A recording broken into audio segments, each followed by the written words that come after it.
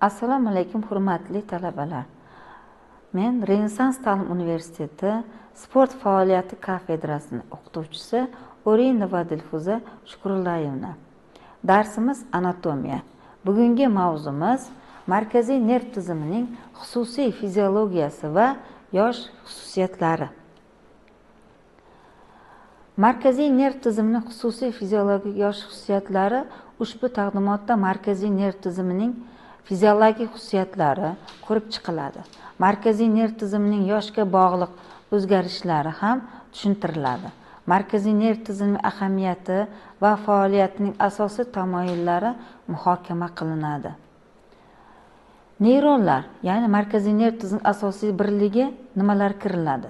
Tuzilishi: neyronlar dendritlar, aksonlar va sinapslardan iborat.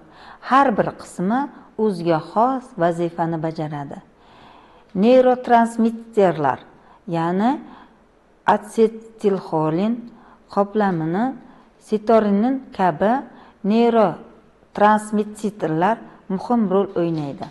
Qo'zg'aluvchanlik nima? Neyronlar qo'zg'alish va impulslarni o'tkazish xususiyatiga ega. Bu xususiyat markaziy nerv tizimi faoliyati uchun zarurdir. Sinapslar va nerv impulslarining o'tkazilishi. Birinchisi presinaptik jarayonlar, sinaptik uzatish mexanizmlari presinaptik jarayonlar o'z ichiga oladi.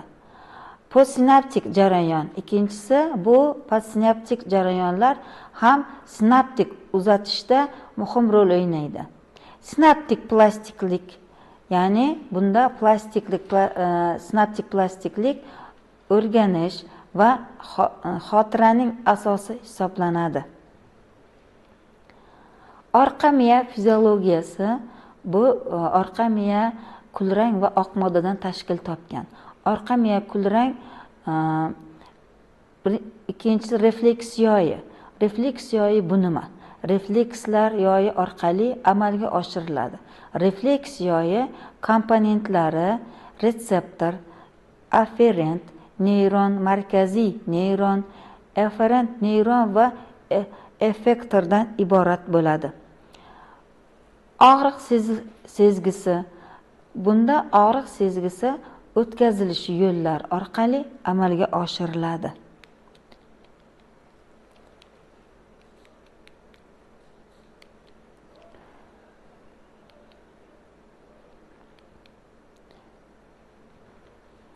Miyaning umumiy tuzilishi va funksiyalari.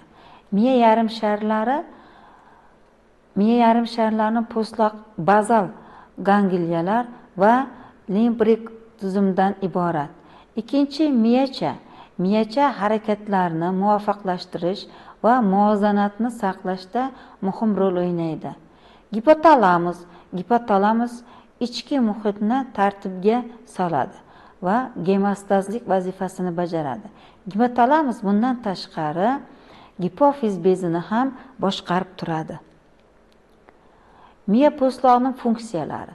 Sensor zonalari ko'rish, eshitish, ta'm bilish, hid bilish va tashqi sezgi zonalari mavjud.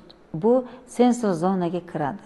Motor zonasi ixtiyoriy harakatlarni boshqarish motor zonasi hisoblanadi. Bunda motorlik orqali amalga oshiriladi. Assosiativ zonalarda fikrlash, xotira va nutqni ta'minlaydi. Markaziy nerv sistemasining yosh xususiyatlari, ya'ni bolalarda qanday holatlar kuzatilar ekan? Neyronlarning rivojlanishi va miyelinizatsiya jarayonlari kuzatiladi.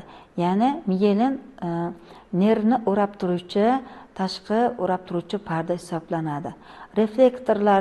Reflekslarning shakllanishi va rivojlanishi muhim ahamiyatga ega. Sensor va motor funksiyasining o'sishi kuzatiladi bu bolalarda. Markaziy nerv tizimining yosh xususiyatlari, ya'ni bu o'smirlarda gormonlar ta'sirida, gormonal o'zgarishlar markaziy nerv sistemasiga ta'sir qiladi. Kognitiv rivojlanishda fikrlash, rejalashtirish va qaror qabul qilish rivojlanadi. O'smirlarda emotsional barqarorlik, bunda ham juda yaxshi shakllanadi emotsional holat ham. Markaziy nerv tizimining yosh xususiyatlari bu keksalik davrida qanday holatlar kuzatilar ekan? Birinchidan, neyronlar kamayishi, impulslarning sekinlashishi va xotira pasayishi kuzatiladi. Neyronlarning kamayishi kuzatilishi, nerv o'tkazilishining sekinlashishi natijasida keksa odamlarda xotira pasayib boradi.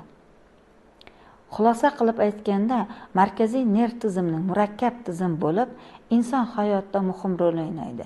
Yoshga bog'liq o'zgarishlarni tushunish muhimdir. Sog'lom turmush tarzi orqali markaziy nerv tizimi funksiyalarini saqlash mumkin. Kelajakda tadqiqotlar yangi davolash usullarini yaratishga yordam beradi. Bugungi darsimiz mana shu ma'lumotlardan iborat edi. E'tiboringiz uchun rahmat. Yanada yangi ma'lumot va to'liq ma'lumotlar olish uchun Renessans ta'lim universitetini kutubxonasiga murojaat qilishingiz mumkin.